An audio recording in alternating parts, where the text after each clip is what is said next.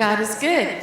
All the time. All the time. God is good. Welcome to all who have come today to listen and be moved by the music that you'll hear. I think you're going to have a wonderful concert today that you will be thrilled with. I happened to listen to them practice on Friday, and it's a very beautiful, mellow sound from the trombone and euphonium.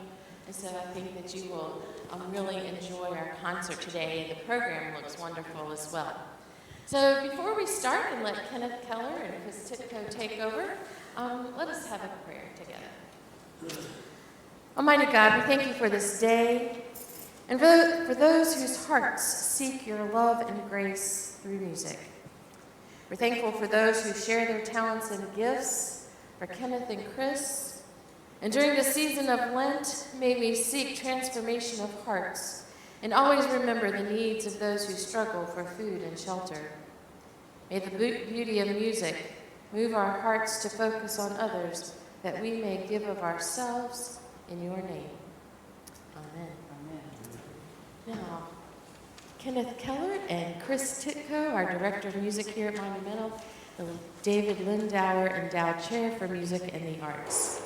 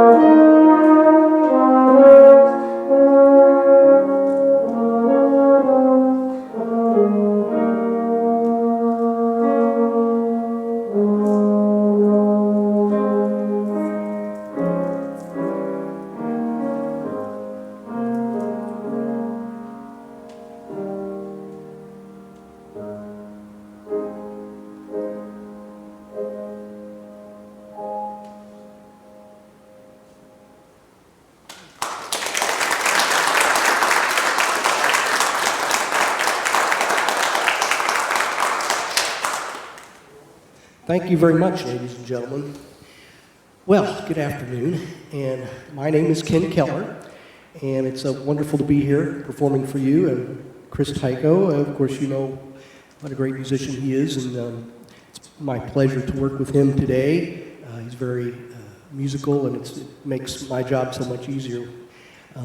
That first number we performed for you was a famous piece of music written by César Franck in 1872 called Panis Angelicus. And that is actually, the name is actually Latin for bread. I didn't know that, I had to look it up. And it's the, Panis Angelicus, the penultimate stanza of the hymn Sacris Solemnis, written by St. Thomas of Aquinas for the Feast of Corpus Christi. And this piece of music was originally scored by Franck for tenor voice, harp, cello, and organ. He also used this in his Mass for 3 voices. It's a beautiful melody. I hope I did it justice for you today. Now, I noticed you probably look at your program and it said trombone recital. This is definitely not a trombone, right? I know I already spoke to one of you in the audience, and I know one of you knows what it is. But when Chris contacted me to come out and perform for you folks, I said, well, I'd love to play euphonium on the concert too. The euphonium is an often undervalued instrument. You don't see it in the orchestra. And that's because when most of your famous orchestral composers were writing music, the instrument had not been invented yet. And no, it's not a tuba that I left in my dryer too long. But it is, euphonia is Greek for sonorous. And it is a beautiful sounding instrument. It was the instrument, I started on trumpet, but then in the 8th grade switched to euphonium. And I love the sound of it. In the Navy, I played the euphonium for a lot of ceremonies, marches, John Philip Sousa, that kind of thing. And the euphonium always has the best parts, much better than the trombone player in the band, the wind band, because the euphonium is always playing either the melody or a lot of counter melody because of its beautiful sounding voice. It is probably the instrument that is closest in range that it plays in to that of the human voice. One of the people I worked with when I was in college, William D. Ravelli at University of Michigan, he's one of the founding members of the band movement in this country. He called it the cellos of the band, the euphonium.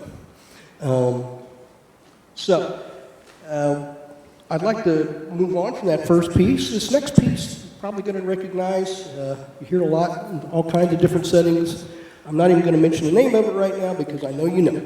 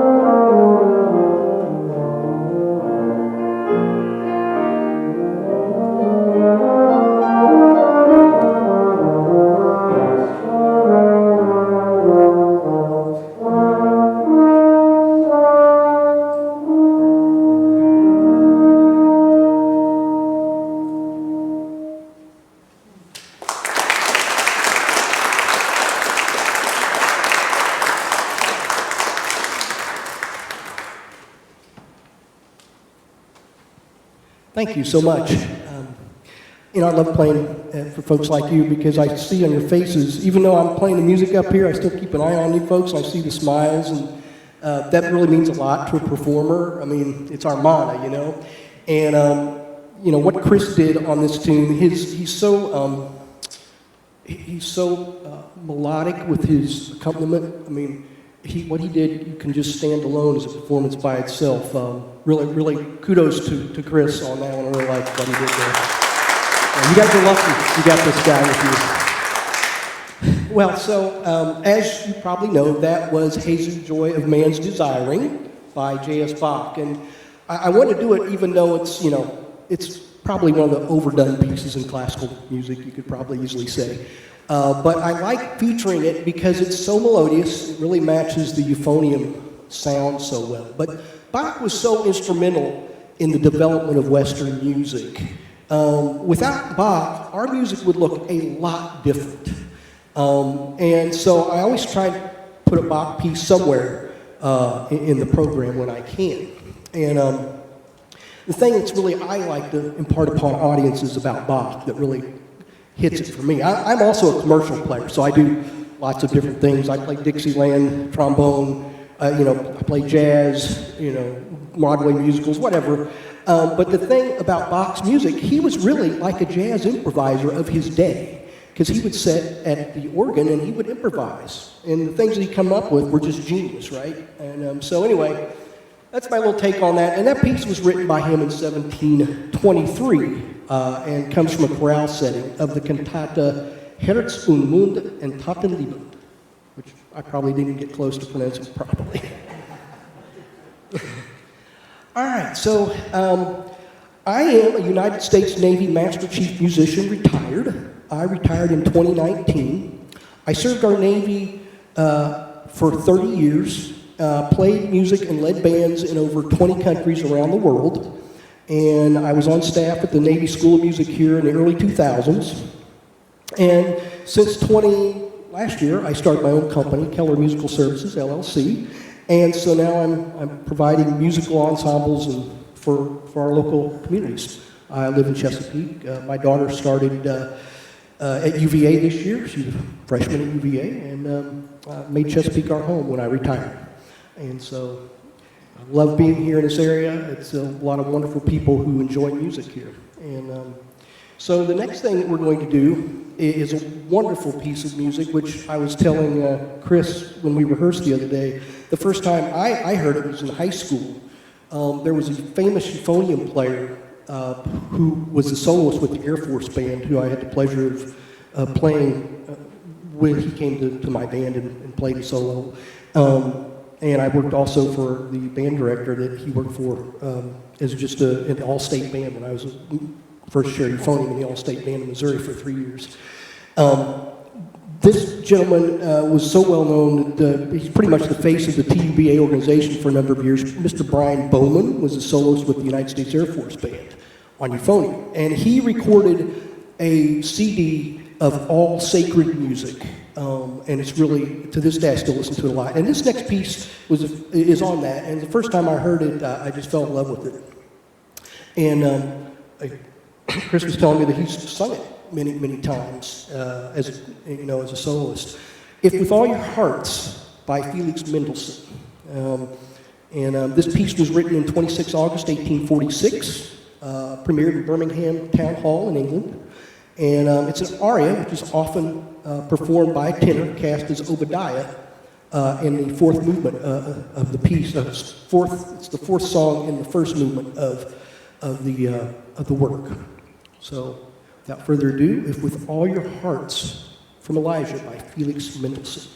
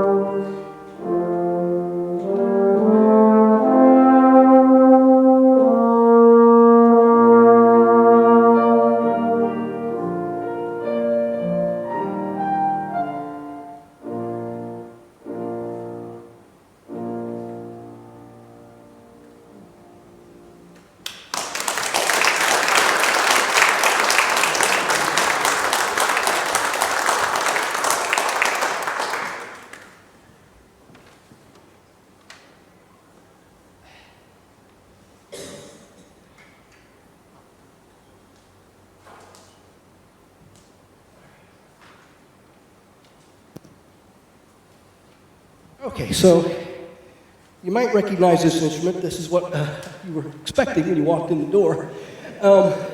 So the trombone, they come in many sizes. They come in all the way, and that's because the trombone's been around for so long that when they first started writing for them, Mozart wrote for the alto trombone. Maybe you've heard the Mozart Requiem, which is a big trombone solo. It's pretty small. It's just a little bit bigger than a slide trumpet from that era. It's pitched in E flat. I don't have one, but you might see one at a performance of the symphony on occasion.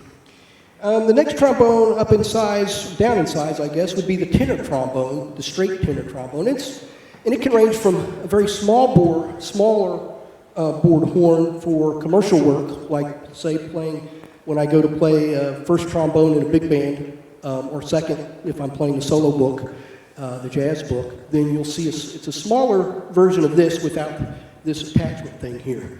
And then there's also a horn that a lot of classical musicians use, which is just like this without the attachment, and it would be a symphonic tenor. This instrument, you're like, what is that thing? What is that? It's a trigger.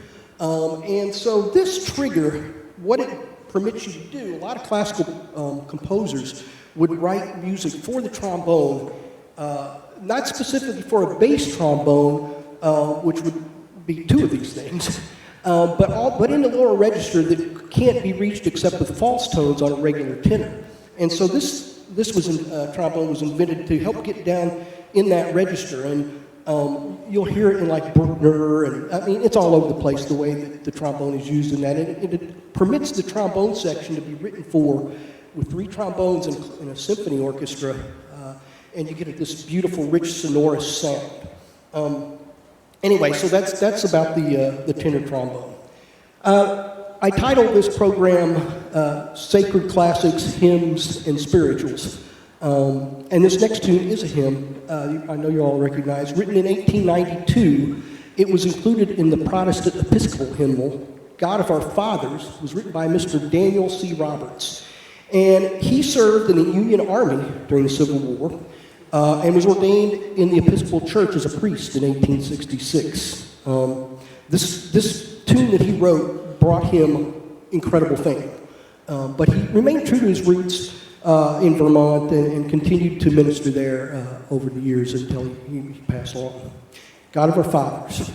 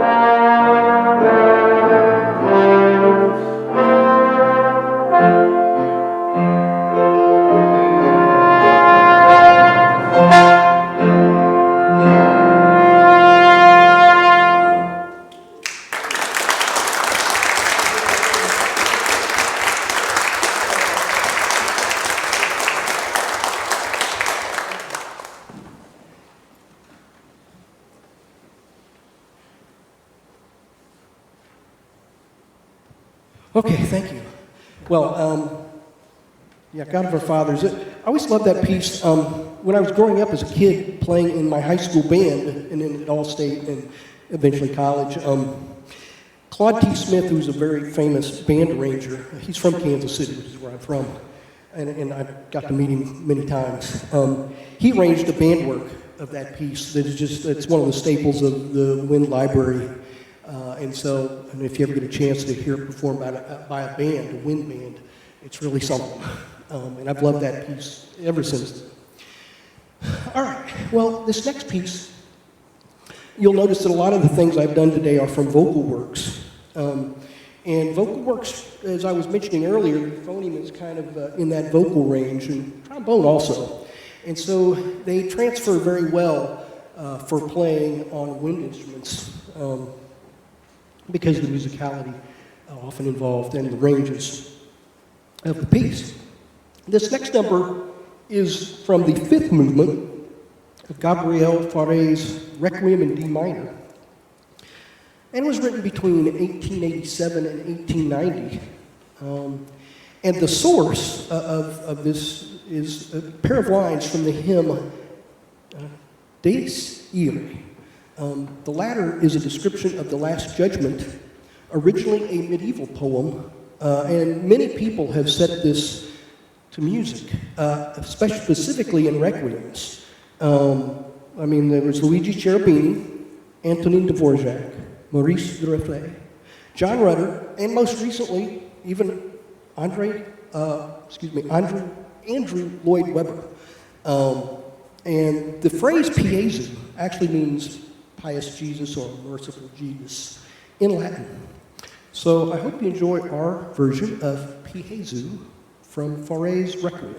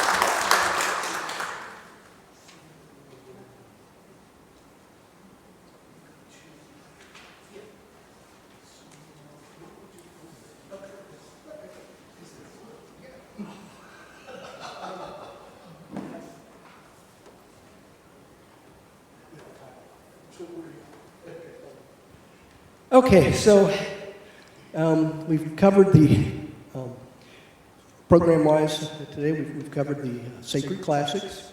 That was the last one of those. We did. I did a hymn, one hymn, and now we're going to get to the spirituals part, which I was just talking with Chris. This is the fun part. This is, you know, these kind of. It's all fun, but these are especially enjoyable. This first number, we're kind of doing a two-part set here, spirituals. Swing Low, Sweet Chariot. It's one of the most recognizable spirituals and best-known Christian hymns that there are. The date that it was composed is really unknown. The first performances of the piece brought to the public was by the Fisk Jubilee Singers. And they brought the attention of wider audiences to this song. So an early version of the text and tune was actually written in 1876 in a publication called The Story of the Jubilee Singers with Their Songs. The earliest known recording of this was in 1894. Now, this piece, the stylistic elements are very typical of spirituals. It uses repetition, key poetic element in the lyrics, rhetoric, and it's performed in call and response. And so it really opens up the avenue for some liberal interpretations and performance practices, which became later known as jazz improvisation.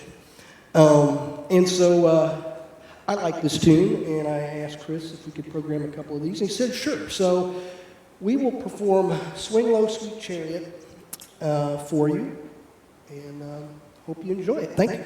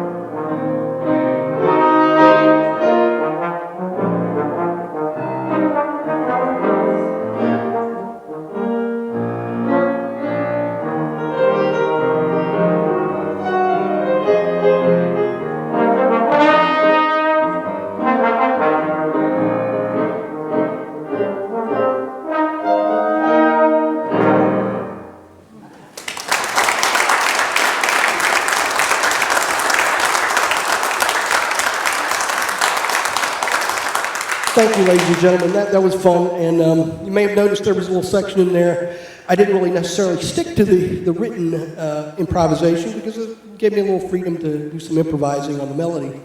And that's, an important part of what I like doing every day when I pick up the instrument for whether I'm going to be practicing or playing somewhere. And I got to say, Chris handled the compliment very nicely. And he's, yeah. I was worried, so I was a little bit worried. I didn't want to go over time. And he said, no, let's do this. And so we're going to finish up today with probably, it's probably one of the most recognizable melodies, I think, in America. Especially, last week, which was Mardi Gras, When the Saints Go Marching In. Everybody knows the melody to this one. So I'm not going to say much about it other than, jazz is truly American music. And it's our music. Nobody else invented it. And so April is Jazz Appreciation Month, so if you get a chance to go out and hear any jazz, I played down here for the Portsmouth City Museum last year with my Latin Jazz Conspiracy group down in the courtyard. I don't know if I'll be playing there again this year, but if you get a chance in April, try and check out some jazz. It's a passion. I'm passionate about it, as I am with all music. Well, I'd like to thank you so much for having me today. It has been my distinct pleasure to play music for you. I've been hoping for an opportunity to do something like this for a long time, and I have to thank Chris and the church here for having me, because this is a dream come true for me to be able to play this type of program. So thank you so much, and I hope you have a great day, and I look forward to performing here for you in the future sometime. Thank you.